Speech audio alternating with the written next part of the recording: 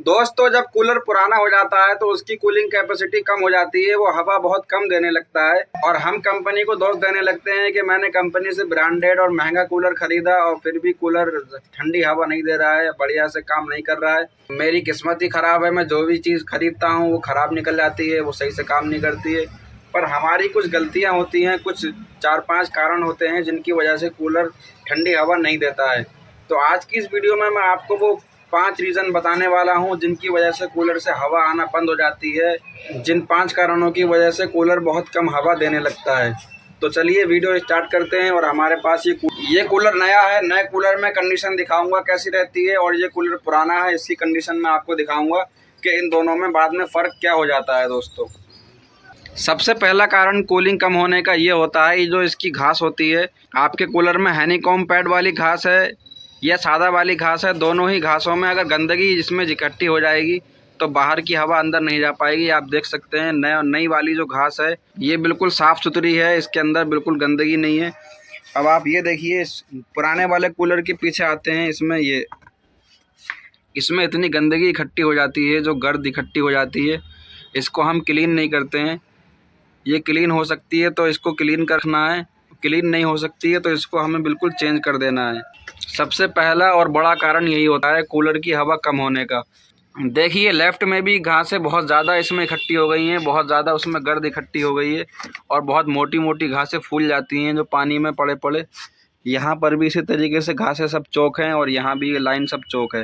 जब चारों तरफ से इसकी खिड़कियाँ बिल्कुल बंद होती हैं और इनकी घासें इतनी ज़्यादा फूल जाती हैं पानी में और बिल्कुल गंदगी इकट्ठी हो जाती है तो ये बिल्कुल चौक हो जाती हैं। चारों तरफ से कंडीशन बिल्कुल चौक है तो कूलर हवा क्या देगा।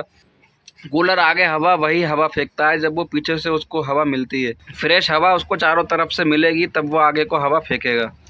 चलिए दूसरा कारण बताते हैं। दूसरा बड़ा रीज़न पानी के पंप में होता है। इसका काम होता है नीचे से पानी उठा के ऊपर तीनों खिड़कियों पे ऊपर पानी पहुंचाना।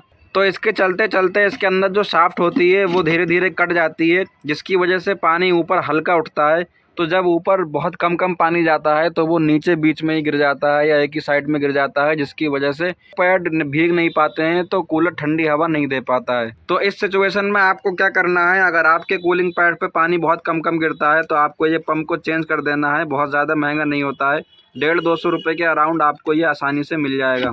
इसका लिंक डिस्क्रिप्शन में मैं आपको दे दूँगा, आप उससे परचेज़ कर सकते हैं। चलिए अब तीसरे रीज़न की तरफ चलते हैं। कूलर में हवा ना आने का सबसे बड़ा और मेन कारण जो होता है वो इसकी जो मोटर होती है हवा वाली, इसमें कैपेसिटर लगा होता है। जब ये कैपेसिटर वीक हो जाता है तो इसकी जो स्पीड होती है चलने की वो स्पीड कम हो जाती है, जिसकी वजह से कूलर हवा कम देता है।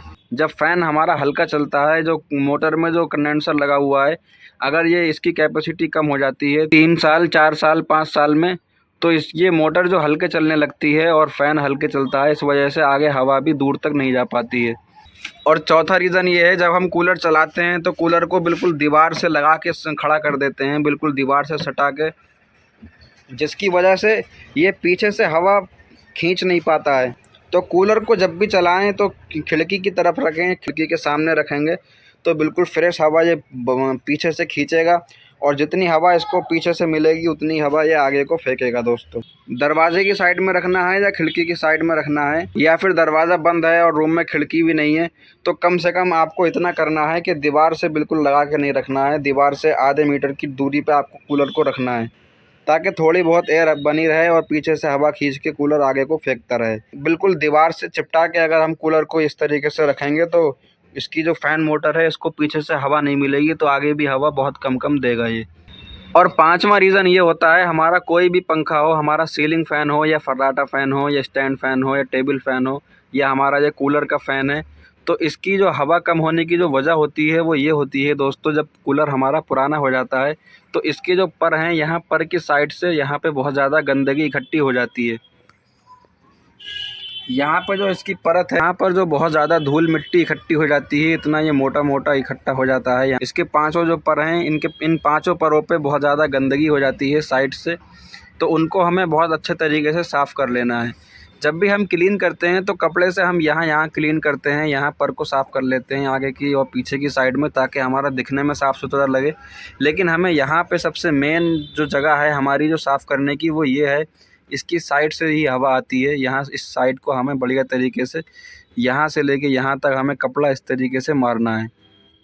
जब इनकी कोरें बिल्कुल क्लीन रहेंगी तो ये हवा अच्छी देंगे। पर अगर हमारी ये कोर अगर गंदी है, हमारा 4-5 साल पुराना कूलर हो गया है, हमारा अगर कूलर 4 साल पुराना हो गया है, 3 साल पुराना हो गया है और हमने अगर इसकी कोर साफ़ नहीं की है, कूलर की कितनी भी स्पीड हो, आप विंडो की तरफ कूलर को रख लें, वाटर पंप को चेंज कर दें और आप घास भी चेंज कर दें, फिर भी ये कूलर हवा बिल्कुल भी नहीं देने वाला है दोस्तों। तो इसलिए आपको इसके ऊपर ज़रूर से ध्यान देना है। तो ये 5 कारण होते हैं कूलर में हवा कम हो जाने के, और हम सोचते हैं कि हमसे तो कोई गलती नहीं हो रही है और हमारा कूलर हवा इतनी कम क्यों दे रहा है। तो इन 5 कारणों को अगर हम ठीक कर लेंगे तो हमारा कूलर बिल्कुल नए जैसी हवा देना स्टार्ट कर देगा। जैसा हम उसको ख़रीद के लाए थे, जो हवा वो देता था, दूर तक हवा जाती थी, ठंडी हवा जाती थी, तो वैसा ही वो सेम बिल्कुल पहले जैसा हो जाएगा। तो आई होप आप लोगों को ये वीडियो पसंद आया होगा, इन्फॉर्मेटिव लगा होगा। वीडियो पसंद आया हो तो वीडियो को लाइक करें, चैनल को सब्सक्राइब करें। मिलते हैं अगली वीडियो में किसी नए टॉपिक के साथ। जय हिंद, बाय बाय दोस्तों।